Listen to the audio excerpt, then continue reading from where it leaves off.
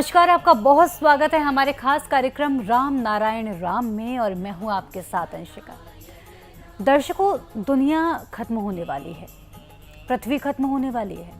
सोचकर अजीब लग रहा है ना, सुनकर अजीब लग रहा है ना।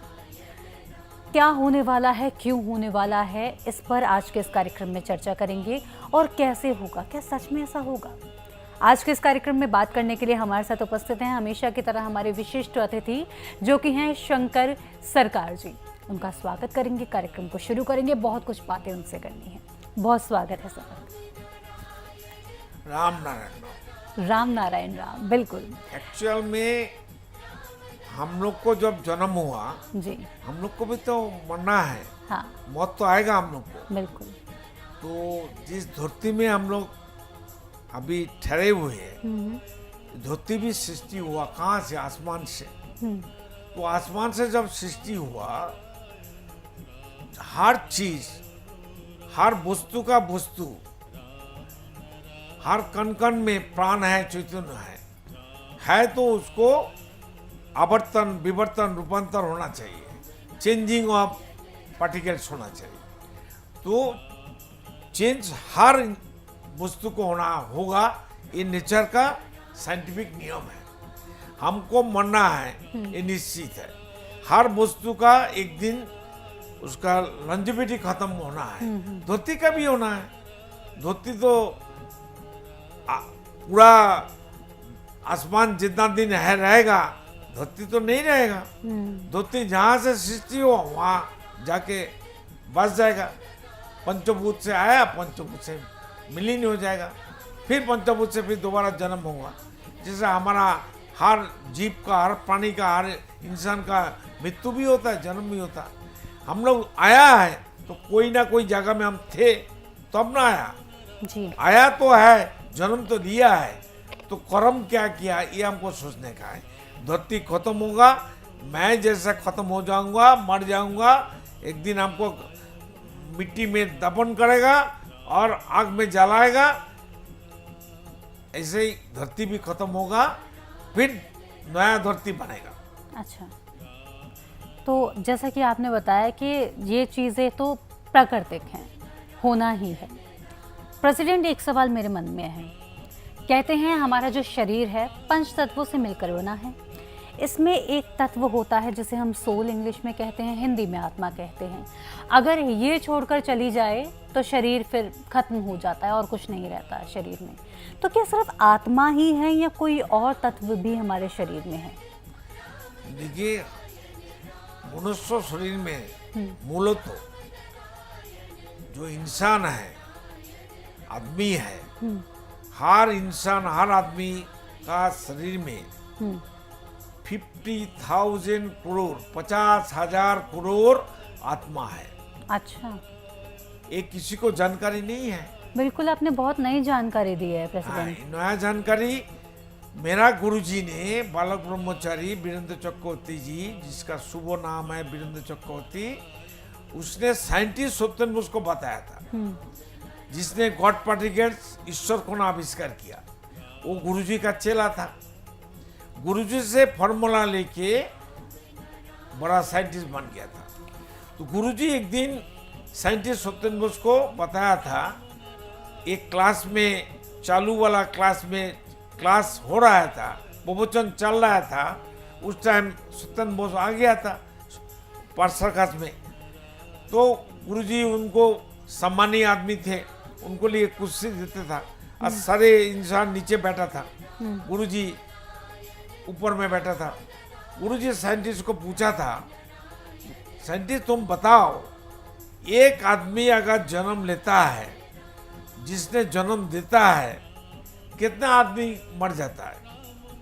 एक आदमी जन्म देने के लिए कितना आदमी खून होता है?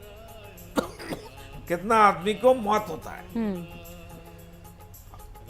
अगर तुम ऐसा करेगा, एक आदमी खून करने से, एक इंसान को खून करने से फांसी होता है, 20 साल का सजा होता है। तो साइंटिस्ट, तुम तो लाखों करोड़ खून किया है, तुम्हारा विचार कौन करेगा? प्रकृति तुमको छोड़ेगा नहीं। तो साइंटिस्ट जब कुर्सी में बैठा था, ऊपर में खड़ा हो गया। हम्म, अरे गुरुजी मैं कब खून किया? अच्छा। तो अब गुरुजी दोबारा बोला, अरे भाई तुम्हारा तो संतान है, बच्चा है, हम्म, तो एक बच्चे को पैदा करने के लिए कितना बच्चा मरता है, सोचो ना, तुम तो साइंटिस्ट हो। तो गुरुजी बोलता है हर इंसान का अंदर 50,000 करोड़ 50,000 करोड़ आत्मा हर इंसान का अंदर कम बेसी है। तो हम लोग दाल भात चावल रोटी खाते हैं, सब्जी खाते हैं, वो लोग क्या खाएगा? वो लोग को तो हमारा शरीर में जो 50,000 करोड़ आत्मा है, तो उसको क्या खिलाएंगे? हम्म, हम लोग सोचते नहीं है। हाँ। अगर है वो भी जानकारी नहीं है। ये जानकारी हमारा गुरुजी ने दिया है, साइंटिस्ट सत्येंद्र बोस को। तो अब सत्येंद्र बोस बोलता है गुरुजी हम लोग को ये चीज तो पता ही नहीं है। बोला अभी तो सोचो, आज तो जानकारी मिल गया तुमको, अभी सोचो एक आदमी का अंदर कितना आदमी रहता है, और हमारा जो जीन है, जो कोष है, वो कहाँ रहता है शरीर में?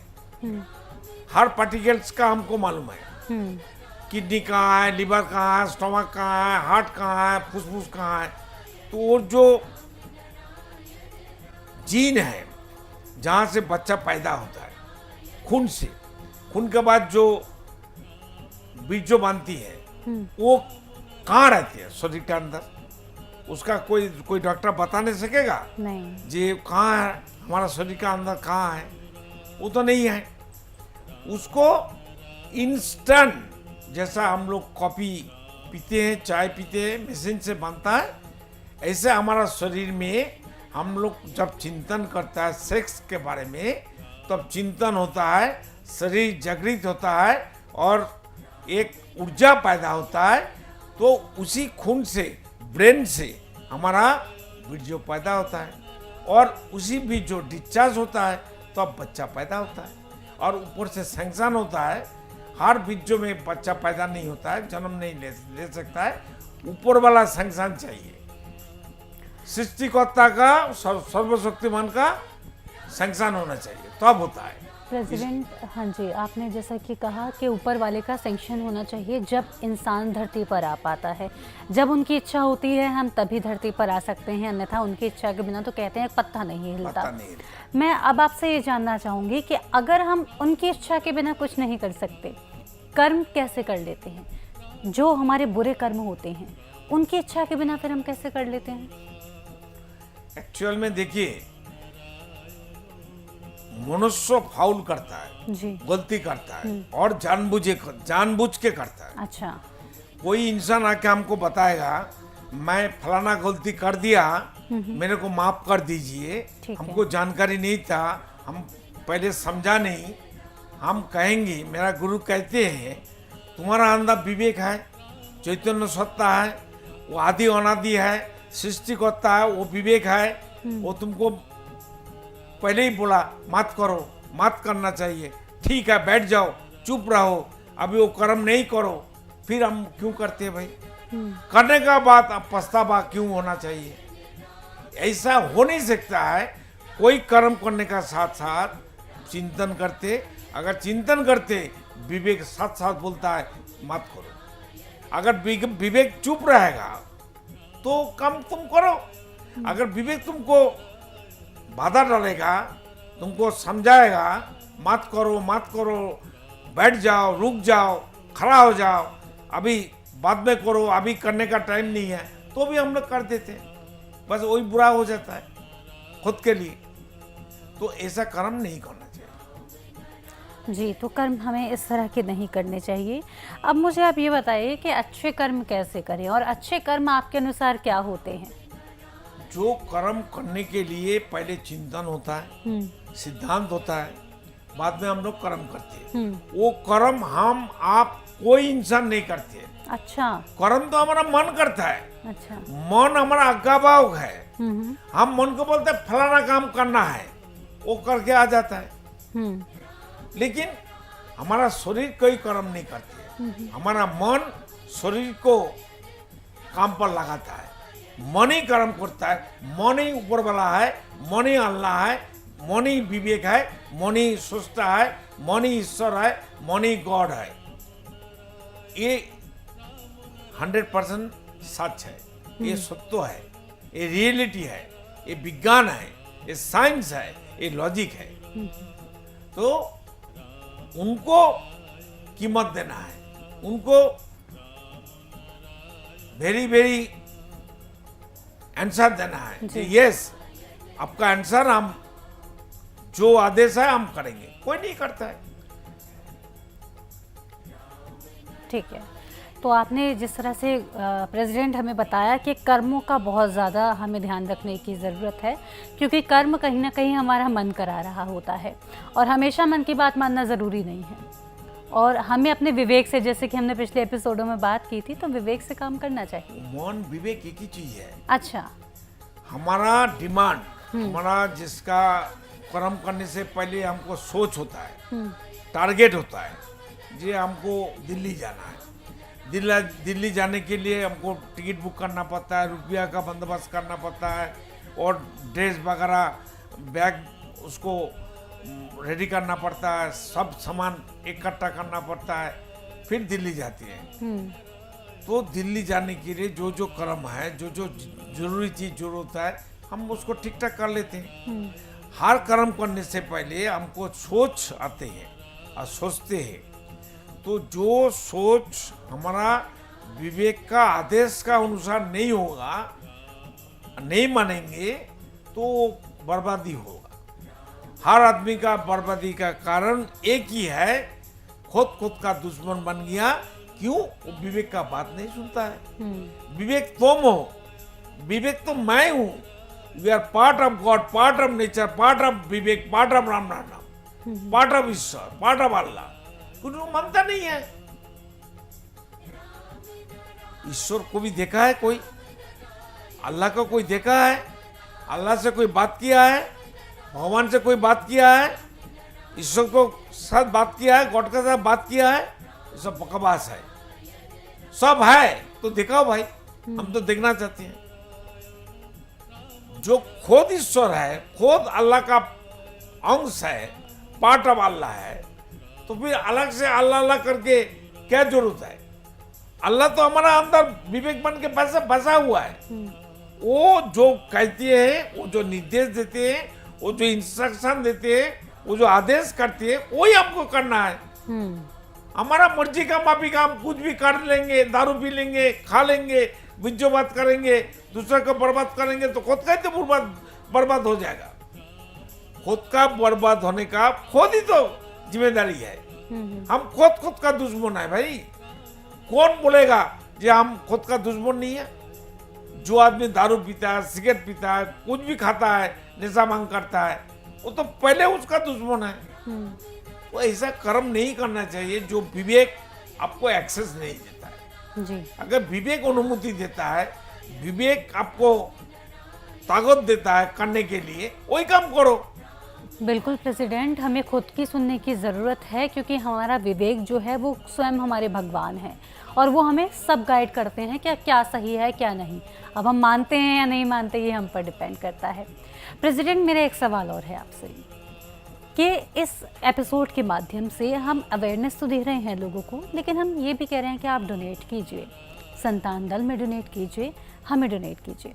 तो डोनेशन क्यों चाहिए? देखिए, मेरा गुरुजी बालक ब्रह्मचारी, बाल ब्रह्मचारी, वीरेंद्र, उसका असली नाम है वीरेंद्र चक्रवर्ती। पिताजी का नाम है सुरेंद्र चक्रवर्ती। वो हम लोग को दीक्षा दिया, ज्ञान दिया, प्रज्ञा दिया, तत्व दिया। हम लोग से किसी से पैसा नहीं लिया, ना पैसा लिया, ना रुपया लिया, ना कपड़ा लिया, ना संपत्ति लिया, ना गाय लिया, ना सोना लिया, कुछ मांगा नहीं। उसने एक बात बताया, जब जरूरत होगा हम मांगेंगे, तुम देगा ना? बोला हम लोग सब बोला हाथ उठा के हम देंगे। बोले हम यही मांगेंगे, तुम्हारा दिल मन को, तुम देगा? जी। समझ गया ना? तो हम इसलिए यहाँ बैठा है, खुद कर्म करेंगे, बिजनेस करेंगे, नौकरी करेंगे, कमाएंगे, सिर्फ मेरा संसार, पिता माता बाल बच्चा के लिए नहीं, वो तो काम करना ही है, लेकिन जो सही बात है, जो असली बात है, जो प्रकृति है, जो आसमान है, जो अल्लाह का बात है, जो ईश्वर का बात है, जो गॉड का बात है, सब एक ही बात है। हम लोग अलग अलग मीनिंग कर देते हैं। वो बात को प्रायोरिटी देना है, उसको लागू करना है, उसको समाज में प्रतिष्ठित करना है। आदमी का बना हुआ धर्म को भी हम लोग को शांति नहीं दे सकता है। शांति देता है प्रकृति का ज्ञान, प्रकृति का नॉलेज, प्रकृति का लॉजिकली सब तत्व। वो सूरज जो कर्म कर रहा है, सूरज कोई मालिक सजा है? वो सूरज बोलता है, सूर्य बोलता है मैं मालिक हूँ, मेरे को पूजा करो? कभी नहीं। तो क्यों उसको गुरुत्व नहीं देंगे? उसको क्यों हम कीमत नहीं देंगे? बिना सूरज से हम जिएंगे? बिल्कुल भी नहीं। बिना हवा से हम जिएंगे? नहीं। वो मालिक बोलता है मुझे हम बतास है, हवा है, एयर है, हमको हम मालिक है तुम्हारा, ऐसा तो बात को भी नहीं बोला है। तो हम लोग कहाँ से मालिक बन गया? पानी भी नहीं बोला है ऐसा मालिक बनना नहीं है। बिल्कुल। तो धरती भी नहीं बोलता है हम धरती का मालिक हूँ, मैं तुम लोग को कोई जगह नहीं दूंगा, ठहरने नहीं देंगे, रहने नहीं देंगे, तुम लोग को हवा कर देंगे, मिट्टी का अंदर घुसा देंगे, ऐसा तो नहीं बोलता है।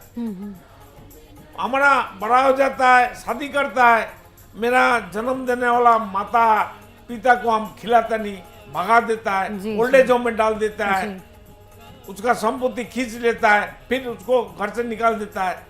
ये कोई धर्म है? बिल्कुल प्रेसिडेंट, जैसा कि हमने आपसे अभी भी समझा था कि धर्म हमारे लिए क्या होना चाहिए और डोनेशन का महत्व भी हमने आपसे जान लिया।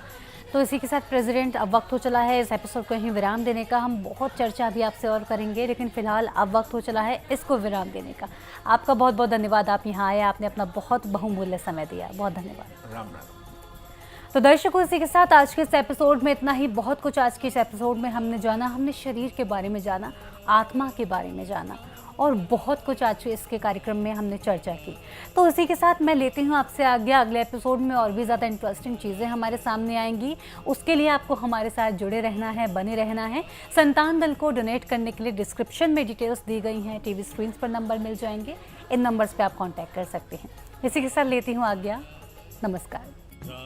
आप देख रहे हैं हमारा खास कार्यक्रम राम नारायण राम शंकर सरकार जी के साथ राम नारायण रामशाह। यह एक महाध्वनि और बीज मंत्र है। यह सभी समस्या का संपूर्ण समाधान है। आप लोग इन्हें अपना के देखिए, मन और दिल में क्या प्राप्त हो रहा है। इस कार्यक्रम का विशेष उद्देश्य इसका प्रचार और प्रसार के साथ ही प्रत्येक मनुष्य की मुक्ति का मार्गदर्शन है और यह आपके दिल की बात है। इस मार्ग पर पुण्य और मुक्ति निश्चित है।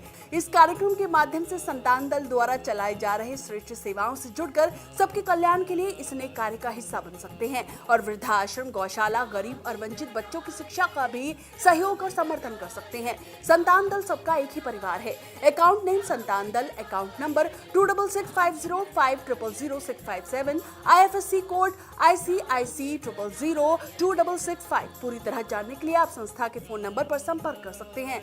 Phone number 6291342066, 9836073503। Email ID santandal1960@gmail.com।